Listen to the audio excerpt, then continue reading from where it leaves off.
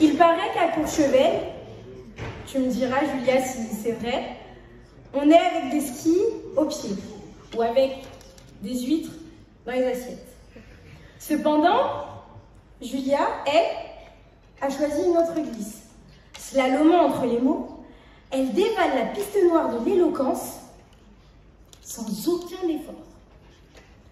Aussi connue comme la grande dictatrice du quartier général des locaux, Julia, reprocheras-tu à la cigale d'être une chômeuse? Je vous prie de faire un tonnerre d'applaudissements à Julia.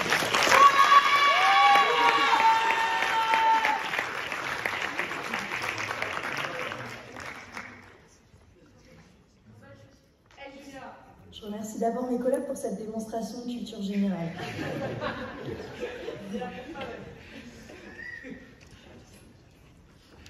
La cigale, ayant chanté tout l'été, se trouva fort dépourvue quand la bise fut venue.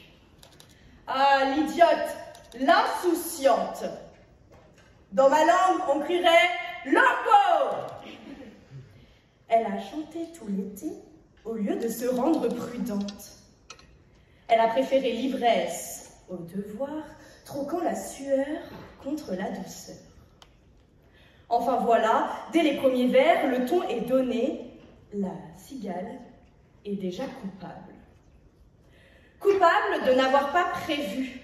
Coupable d'avoir préféré chanter plutôt que travailler. Coupable finalement de ne pas avoir pris d'abonnement à Pôle emploi. Pendant ce temps, pendant que la cigale compte la vie, la fourmi compte les provisions, elle stocke, trie, accumule. La fourmi, en formidable capitaliste, est méritante, travailleuse, sérieuse, et quand l'hiver arrive, la cigale ose frapper à sa porte. La réponse claque, aussi froide que la bise. Vous chantiez? J'en suis fort aise. Eh bien, dansez maintenant. Traduction contemporaine, tu n'as rien foutu et tu veux qu'on t'aide. Parasite artiste, fardeau de notre société, sans prendre position, le RN face à l'étranger s'en serait vite chargé. Toutefois, mesdames et messieurs, j'aimerais vous poser une simple question. Depuis quand chanter, c'est ne rien faire? Créer, c'est tricher. La cigale n'a pas tant chômé, elle a chanté tout l'été car elle était enchantée de bronzer. Elle n'a pas stocké, elle a vibré. Pas de bonus trimestriel, mais des refrains en plein ciel.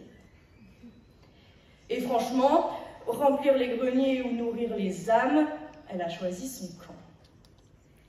Un peu d'honnêteté désormais, je vous prie, dans un monde en burn-out, qui n'a jamais rêvé de tout plaquer pour continuer un peu de rêver? La cigale n'est pas feignante, elle est lucide. Elle vit ce qu'on fantasme. Non, rien de rien, elle ne regrette rien. Et pourtant, on applaudit les fourmis. Sérieuses, silencieuses, invisibles, elles font plus ou moins bien ce qu'on leur demande, mais on devrait se le dire, non, elles sont un peu chiantes.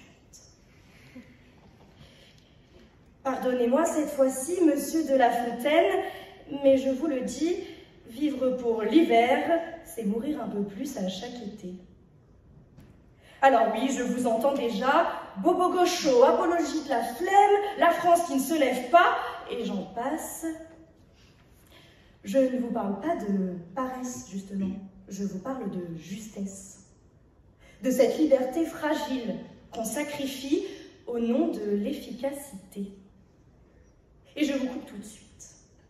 Inutile de me faire la morale, mesdames et messieurs, notre siècle a déjà tranché. Il a vendu l'idéal. Je vous parle d'un temps que les moins de 20 ans scrollent sans broncher, où l'on like plus fort les faux corps que les vrais métiers. Une reine d'Instagram, tisanée, détoxifiée, gagne si peu que, comme la fourmi, elle soit bien fournie, si vous voyez ce que je veux dire, ce qu'un ouvrier n'osera jamais demander, même à genoux, à celui qui gouvernement la main sur les sous. Poser devant un smoothie vaut plus que porter des charges. La story paye mieux que l'usine, c'est notre héritage. Et dans ce grand bal masqué des valeurs inversées, la cigale n'est plus paresseuse, elle est simplement bien marketée. C'est elle qui a tout compris à notre système. Alors non, je m'y refuse. Ce ne sont pas les cigales qui nous coûtent cher, c'est leur absence. Parce qu'un monde sans chanson, c'est un monde qui s'économise, mais qui ne s'émerveille plus. Et vous savez quoi? C'est peut-être ça le vrai chômage. Vivre sans jamais frissonner. Travailler sans jamais vibrer. Courir, produire, performer sans jamais s'arrêter pour s'écouter. Alors peut-on lui reprocher d'être une chômeuse? Mais qui est vraiment chômée dans notre société? Elle qui chante sans compter, ou nous qui comptons sans chanter? Alors une dernière fois, mesdames et messieurs, peut-on reprocher à la cigale d'être une chômeuse? Non, pas vraiment. Je lui conseillerais de ne pas aller frapper chez Madame la Fourmi, d'ouvrir une chaîne YouTube, de devenir cigale influenceuse, de poster ses refrains de rien, on s'entend. Et plus sérieusement, tout cela pour rappeler à ce monde qui m'inonde de mauvaises ondes que le bonheur, parfois, ça ne se compte pas. Souvent, il se vit. Parce qu'à choisir entre vivre à perte et mourir rentable, je crois qu'elle a bien fait de chanter.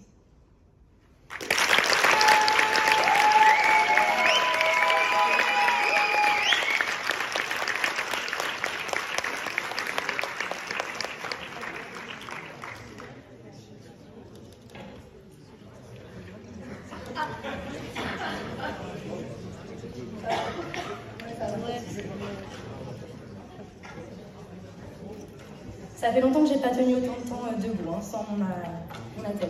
Je suis à publicité. Merci. Je vous écoute.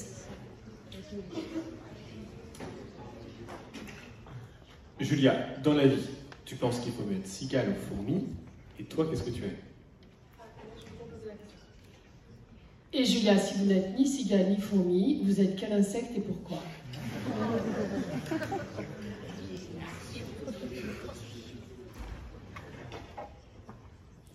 Je pense que dans la vie, il faut savoir prévoir le futur comme la fourmi, mais toujours être centré sur le présent, et c'est pour ça que j'ai défendu la cigale, parce que la prudence ne veut pas dire forcément la débilité de ne pas comprendre notre futur.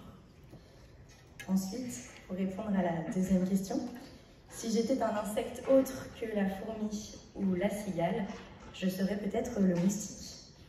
Je pique, mais pour une bonne raison, et personne ne voit, personne ne m'attrape, j'avance comme cela.